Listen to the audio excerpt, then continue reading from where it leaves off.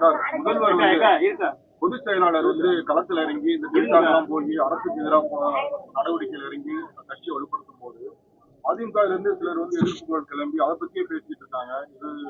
தேர்தல் வர நேரத்தில் எப்படி இது எதிர்கட்சியுடைய பணியை முடக்கிறதுக்காக ஆளுங்கட்சி செய்கிற ஒரு தந்திரம். ஏன்னா டெல்டா மாவட்டத்துக்கு எடுத்த உடனே யாரு நான் டெல்டா மாவட்டக்காரன் சொல்றது யாரு? முதலமைச்சர் தான் சொல்லுவார், நான் டெல்டா மாவட்டத்துக்காரன் சொல்லுவார். அப்படிப்பட்டவர் என்ன செஞ்சிருக்கணும், அந்த மாவட்டத்தில் இருக்கிற பாதிக்கப்படுற விவசாயிகளுக்கு உடனடியாக நிவாரணம் செஞ்சிருக்கணும், முறையாக அந்த நெல் கொள்முதல் பண்ணியிருக்கணும். இவர் போய் அது இல்லைன்னு சொல்லிட்டு இவர் போய் பார்த்து எல்லாம் முறையிட்டு இவர் ஒரு விவசாயியா எங்க பொதுச் செயலாளர் இருப்பதனால எங்க பொதுச் செயலாளர் போனார், போய் பார்த்தாரு, அங்க இருக்க நிலையை எடுத்து சொன்னார். ஒரு மாண்புமிகு எதிர்கட்சி தலைவர் செய்ய வேண்டியதை பணியை செஞ்சார். ரெண்டாவது, தானும் ஒரு விவசாயிகள் கஷ்டப்படுறதை எடுத்து சொல்றார். அது அரசாங்கம் முறையாக கேட்டு அதுக்கான நிவாரண உண்மையா என்ன கண்டறிந்து அதை நிவர்த்தி பண்றதுக்கு பணியை செய்யணும். அதை விட்டு அமைச்சர்களையும் நம்ம சிற்றரசரையும் அனுப்பி அது இல்லை அந்த மாதிரி இல்லைன்னு அப்புறம் அவங்க சொன்ன பிறகு ஆமான்னு இப்போ போர்க்கால அடிப்படை அப்புறம் பார்த்தா பத்திரிகையில் போர்க்கால அடிப்படையில் கொள்முதல் செய்யப்படுகிறார்கள் அப்படின்னு வருது.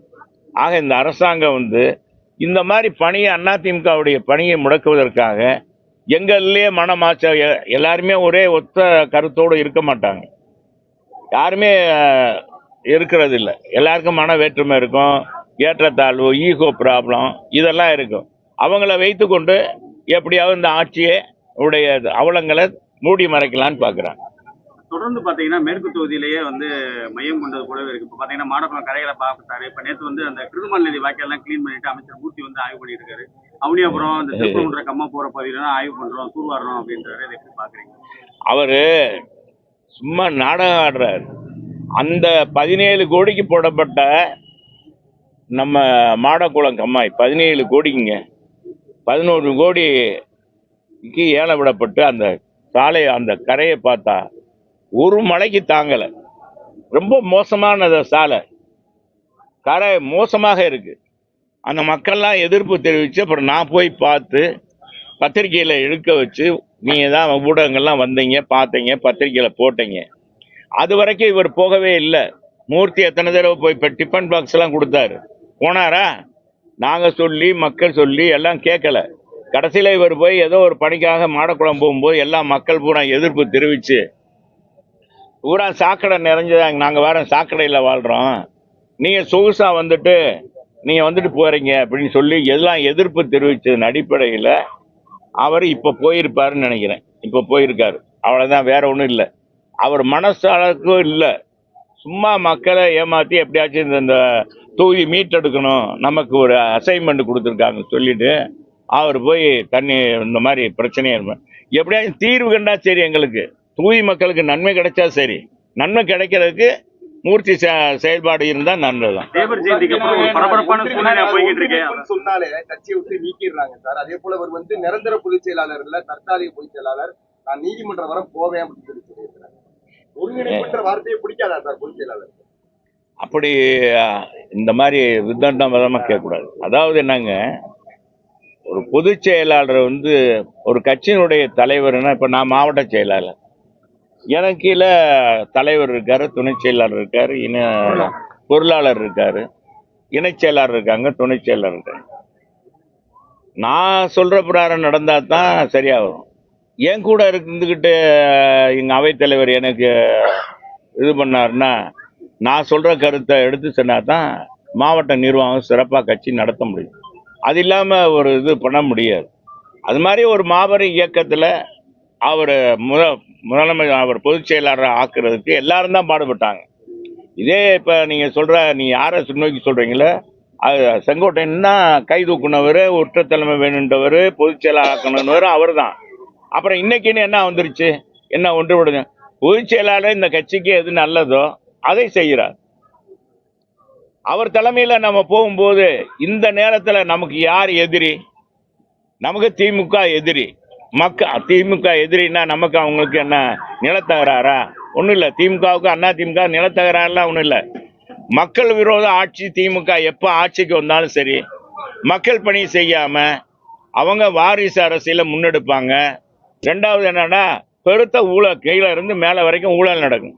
அது ஊழல் நடக்குதுன்னு நாள்தோறும் பத்திரிகையில நீங்களே போடுறீங்க, பத்திரிகையில காமிக்கிறீங்க. நிர்வாகம் மோசமாக இருக்குன்னு நீங்களே சொல்றீங்க. ஒரு எடுத்துக்காட்டு மாநகராட்சி நிர்வாகமே 200 கோடி ஊழல் நடந்தது. 69 மாநகராட்சி உறுப்பினர் இருக்காங்க திமுகவில். 69 பேர்ல 5 மண்டல தலைவர் எடுக்க முடியல, எடுக்கல. நிர்வாகம் இதனால மறு சீராய்வு, வரி சீராய்வு நடத்த சொன்ன நீதியரசரையும் இவங்க இன்னைக்கு நீதியரசரையும் மதிக்கல, நீதிமன்றத்தையும் இந்த ஆட்சியாளர் மதிக்கல, நிர்வாகம் மதிக்கல. ஏன்னா இன்னைக்கு எப்படி அதிகாரிகளை வச்சுட்டு எப்படி போய் எடுக்க முடியும்? வீடுகள்லாம் பிரதிநிதி இருந்தா தானே முடியும், செய்யல. ஆக இந்த நோக்கத்துல திமுகவை வீட்டுக்கு அனுப்பணும்னு மக்களும் நினைக்கும் போது இன்னைக்கு இருக்கிற நோக்கத்துல நமக்கு ஒரே இது என்ன பார்வை, திமுக எதிர்க்கணும். அந்த பார்வையில வந்தாங்கன்னா பரவாயில்ல. இந்த நேரத்துல தன்னுடைய ஈகோவை போய் பயன்படுத்துறது தவறு. அதனால நடவடிக்கை எடுக்கிறாரு. இதுக்காக ஒருங்கிணைப்பதை அவர் பிடிக்காதா அப்படின்லாம் ஒன்றும் இல்லை. எத்தனை பேர் இப்ப எங்க இதுல இந்த பேராசிரியர் போனாரு, வந்தாரு, அவருக்கு பதவி போட்டு கொடுத்துருக்காரு. எத்தனை பேர் போனாங்க, வந்தாங்க, களத்துல பணியாற்றுறவங்க அவங்க எல்லாம் கூப்பிட்டு தானே வச்சிருக்கோம். யாரு இந்த கட்சிக்கு நன்மை செய்வாங்களோ அவங்கள வச்சுக்கிட்டு பொதுச் செயலாளர் நடத்துற. இதுதான் ஒரு கட்சியினுடைய தலைமையினுடைய பண்பு. ஒரு தலைமைன்னு உருவாக்கிட்டா அந்த தலைமை சொல்றதுக்கு கட்டுப்பாடு நடக்கணும். தலைவர்கிட்ட கேட்காம செய்யக்கூடாது. ஊடகங்கள் மூலமாக என்னுடைய கருத்தை சொல்லுவது எனக்கு கூட மன வருத்தம் இருக்கும், எனக்கே பல வருத்தம் இருக்குன்னா அதுக்காக நம்ம ஊடகத்தில் சொல்லிட்டு இருக்க முடியுமா? பொதுச்செயலாளர் பார்த்து முறையாக முறையிட்டு அது மாதிரி தான் செய்யணும். அப்படியும் செய்யலைன்னா அப்புறம் அமைதியாக இருந்துட்டு அப்புறம் எப்போ சொல்றாரு அப்போ கேட்குறோம், அப்புறம் இது பண்ணணும். அதான் செய்யணுமே ஒழிய கட்சிக்கு விரோதமாக புரட்சி தலைவர் அம்மா உருவாக்கின இந்த கட்சி, வளர்த்தெடுத்த இந்த கட்சிக்கு பாதகமாக யாரை செய்தாலும் பொதுச்செயலாளர் நடவடிக்கை எடுத்தால் ஒவ்வொரு அதிமுக தொண்டனும் வரவேற்க செய்வாங்க. அதே மாதிரி நிர்வாகிகளும் வரவேற்கத்தான் செய்யறோம். அவ்வளவுதான். சட்டமன்ற தேர்தலில் மேற்கு பாத்தீங்கன்னா சார், நீங்க உட்பட நட்சத்திர வேட்பாளர்கள், முக்கியமான வேட்பாளர்கள்லாம் ரொம்பவும் எதிர்பார்க்கக்கூடிய பெரிய மேற்கு தெரிவிக்கிறது சார். இந்த சூழ்நிலையில உங்களுடைய வெற்றி வாய்ப்பு எப்படி சார்? இன்னும் 6 மாசம் இன்னும் 6 மாசம் இருக்கு. எங்களை பொறுத்தவரைக்கும் மக்கள் தான் எஜமானர்கள். மக்கள் என்ன நினைக்கிறாங்கன்னா மக்கள்கிட்ட தான் நீங்க போய் கேட்கணும், எங்கிட்ட கேட்கக்கூடாது. உங்களுடைய ஏற்கனவே பணியாற்றி இருக்கிற செல்லூர் ராஜுனால அவர் செயல்பாடு உங்களுக்கு பிடித்திருக்கா, இல்ல புதிதாக கொண்டு வர போறீங்களா? திமுக, அதுவும் திமுகவுல இருந்து கொண்டு வர போறாங்களா? ஒரு மாமன்ற உறுப்பினரே சமாளிக்க முடியல. மதுரையில ஒவ்வொரு வார்டிலையும் மாமன்ற உறுப்பினரவே சமாளிக்க முடியல. ஒரு சட்டமன்ற உறுப்பினர் வந்தா என்ன மாதிரி சமாளிக்க முடியும், எப்படி சமாளிக்க முடியும்? மக்களுக்கு தெரியும். அவருடைய நல்ல எதுக்காச்சும் போக முடியுமா? நாய் அவுத்து விட்டுருவாங்க. வீட்டுக்கு போனா மனு கொடுக்கணும், கோரிக்கை வைக்கணும், நாய் அவுத்து விட்டுருவாங்க.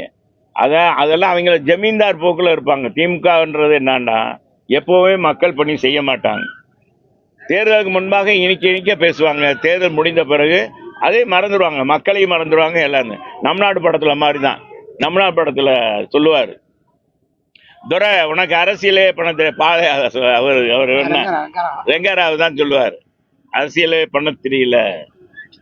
ஏழைகிட்ட என்ன சொல்லணும், மக்களை காப்பாற்றான், மக்கள் பணக்காரன்கிட்ட இருந்து உன்னை காப்பாற்றணும், மக்கள்கிட்ட ஓட்டை வாங்கணும்.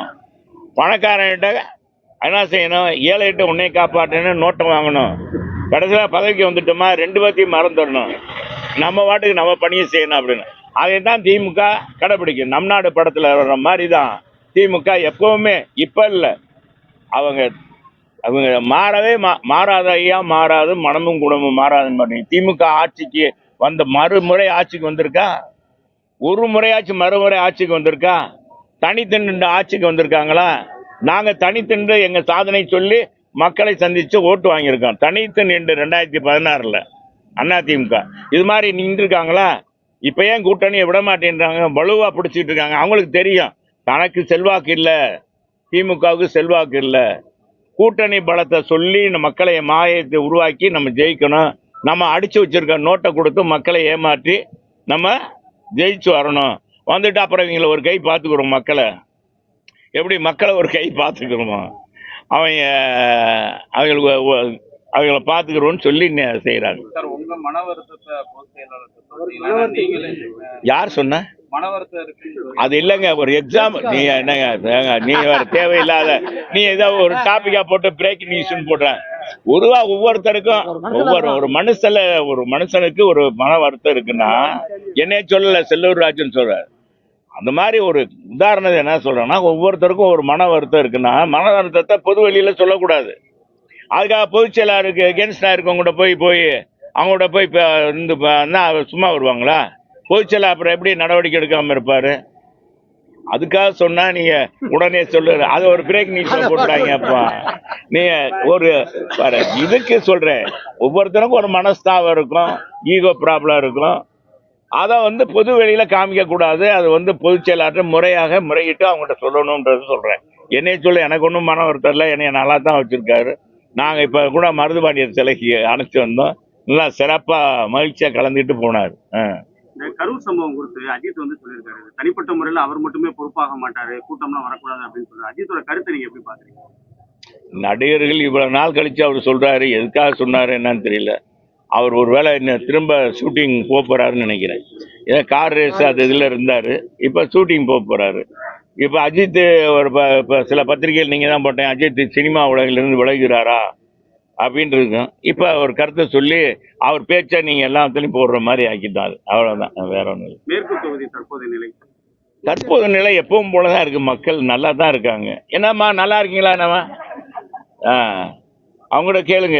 ஏன் மக்களினுடைய நிலையை எங்கிட்ட கேட்க கூடாது? மக்கள் என்ன சொல்றாங்கன்னா, மக்கள் தான் எங்களுக்கு எஜமானர்கள்.